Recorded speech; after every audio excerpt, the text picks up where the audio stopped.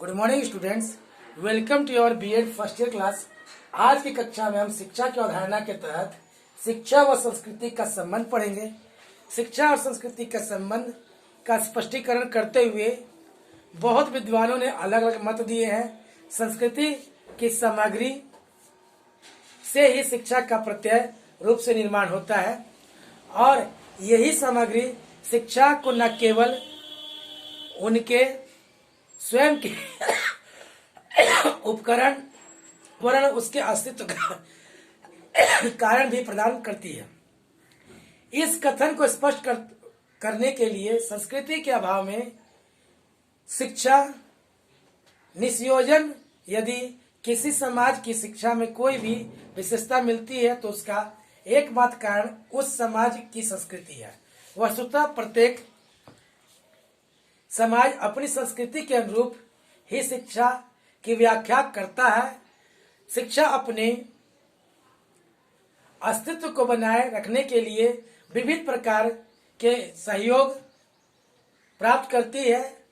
अपने इस कथन को पुष्टि करने के लिए निम्नलिखित प्रस्तुत कथन करते हैं। पहला, संस्कृति की निरंतरता में सहायता। संस्कृति किसी भी जाति के इतिहास का विशुद्ध सार है। उन रीतियों और परंपराओं से मिलकर बनती है जिनमें उस जाति के संबंध समाज के अनुरूप अनुभवों का निचोड़ होता है। अतः किसी जाति का अपनी संस्कृति से संबंध विच्छेद होना उसके लिए विनाशकारी सिद्ध हो सकता है या होता है।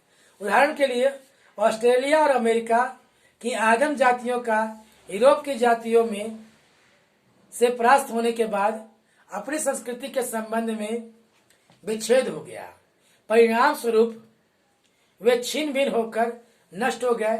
इस प्रकार जैसा कि हुमायूं कबीर ने लिखा है, सांस्कृतिक परंपरा ही एक जाति के जीवित रहने की आवश्यक शर्त है। शिक्षा जाति की संस्कृति व सांस्कृतिक परंपराओं की निरंतरता में महान योग देती है। शिक्षा उसकी संस्कृति को बनाए रखती है या कह सकते हैं उसका अंत होने नहीं देती है। जिस प्रकार अमेरिका और ऑस्ट्रेलिया के आदिम जातियों की संस्कृति परंपरा केवल इसलिए नष्ट हो गई क्योंकि उनमें शिक्षा का अभाव रह गया या इस स्थिति में वे अपनी रक्षा करने के लिए संभावित कार्य नहीं कर पाए। स्पेन से रिपोर्ट में लिखा है, विद्यालय वह साधन प्रदान करते हैं जिसके द्वारा राष्ट्र का जीवन अखंड रूप से एक पीढ़ी से दूसरी पीढ़ी तक स्थानांतरित या चलता रहता है। संस्कृति के हस्तांतरण में सहायता। दूसरा टॉपिक है समाज व्यक्ति के सदस्यों के रूप में व्यक्ति को मानता है। इस रूप में संस्कृति को सीखता है और उसे अपनी अगली पीढ़ी को हस्तांतरित करता है। इस कार्य में शिक्षा संस्कृति के अपूर्व सहायता करती है। यह कथन है कि व्यक्ति अज्ञात रूप से संस्कृति की अनेक बातें सीखता है, पर यह भी सत्य है कि उसे अनेक बातों को शिक्षा ही अध्यापक द्वारा दी जाती है। वस्तुतः अध्यापक द्वारा शिक्षा को संस्कृति हस्तांतरित का कार्य सौंपा गया है। ओटावे के कथनानुसार शिक्षा का एक कार्य समाज के सांस्कृतिक मूल्य एवं व्यवहारों के प्रतिमानों को उसके तरुण और समर्थ सदस्यों को हस्तांतरित करना है। तीसरा टॉपिक हमारा है संस्कृति के परिवर्तन में सहायता, जिसके अंतर्गत हम कह सकते हैं बालक जैसे तैसे बड़ा होता है वैसे वैसे वह अपनी संस्कृति रीति रिवाजों आदतों और नियमों को सीखता है।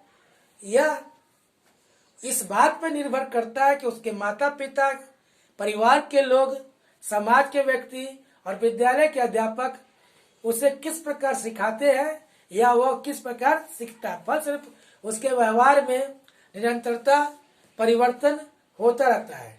परिवर्तनों का यह कार्य चेतन और अचेतन दोनों प्रकार से होता रहता है। जब कभी अध्यापक या कोई अन्य व्यक्ति एक निश्चित योजना बनाकर या किसी विशेष क्रिया की व्याख्या या व्यवस्था करके बालकों को उनके संस्कृति का ज्ञान देता है या उनके व्यवहार को निर्देशित करता है, तभी शिक्षा का कार्य दृष्टिगोचर होता है। वर्ड्स के अनुसार कभी एक व्यक्ति या समूह जानबूझकर व्यवहार को निर्देशित करने का प्रयत्न करता है, तभी शिक्षा विद्यमान रहती है। इस प्रकार शिक्षा उन प्रक्रियाओं जिनके द्वारा संस्कृति हस्तांतरित या परिवर्तित की जाती है, बहुत ही आर्थिक महत्वपूर्ण कार्य करती है। अगला, व्यक्ति के सांस्कृतिक विकास में सहायता। हम भारतीय आदिकाल से ही अपनी संस्कृति विभिन्न विषयों को ज्ञान से संचित करते हैं। यह हमारी संस्कृति का एक अंग है, जिसमें कला, साहित्य, हमारे कानून और इतिहास सभी पर हमारी संस्कृति का गहरी छाप है। उदाहरण के लिए हमारा इतिहास केवल तथ्यों और तिथियों, असफलताओं और अकर्मण्यताओं का संकलन ही नहीं, वरन हमारी संस्कृति की अभिव्यक्ति करने के वाले महान वीरों और उनके द्वारा कार्य करने वाले अमर योगियों के जीवनियों को अनुप्रमाणित करते हैं। उन वीरों और योगियों की महानता की एक झलक ही हमारे संस्कृति विकास के लिए बहुत काफी थी। शिक्षा हमें इतिहास का अध्ययन करने का व्यवहार प्राप्त करके बार बार महानता की झलक देती है। इस प्रकार हमारे संस्कृति का भी विकास होने के लिए योग बहुत बड़ी चीज हो गई। व्यक्तित्व के विकास में सहयोग।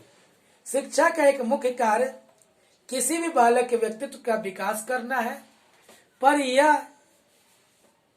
वह इस कार्य को संस्कृति के सहयोग के बिना नहीं कर सकता। इसका कारण यह है कि उसे संस्कृति में अनेक उपकरणों प्राप्त होते हैं, जिसके प्रयोग से बालक अपने बौद्धिक, चारित्रिक, संवेगात्मक और आध्यात्मिक विकास के लिए कार्य करता है। ओटावो के अनुसार जिस संस्कृति में व्यक्तित्व का विकास होता है, उसके द्वारा उसका आंशिक निर्माण किया जाता है। इससे यह निष्कर्ष निकाला जाता है कि व्यक्तित्व के निर्माण से संबंधित होने के कारण शिक्षा संस्कृति पर आश्रित रहती है। अंतिम में शिक्षा में संस्कृति का समावेश। सच्चे अर्थ में शिक्षा के अंतर्गत कला, महान अभिव्यक्तियां अन्य सांस्कृतिक रूपों में समावेश होती है। यदि शिक्षा का अर्थ बालक की प्रस्तुत शक्तियों को जागृत करने का या उसके अंदर के अनुभवों को बाहर निकालना है, तो ऐसा किया जाना अनिवार्य है।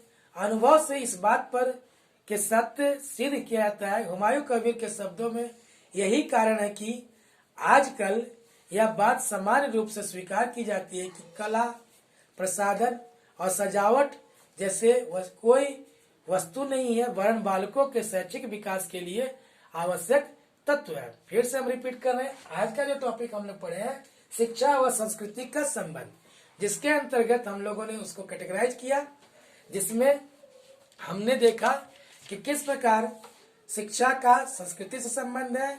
उसमें संस्कृति की जो होती है वो हमारे लिए निरंतरता सहायता प्रदान करती है, वो हमें कुछ न कुछ चीजें देती है। दूसरा, संस्कृति के हस्तांतरण में सहायता होती है शिक्षा। तीसरा, संस्कृति में परिवर्तन में सहायता करती है शिक्षा, और शिक्षा से ही व्यक्ति के सांस्कृतिक विकास होते हैं। अगला, व्यक्तित्व के विकास में भी सहयोगी होती है हमारी शिक्षा, और शिक्षा में सांस्कृतिक समावेश होता है। अगली कक्षा में हम लोग पढ़ेंगे शिक्षा के साधन। धन्यवाद।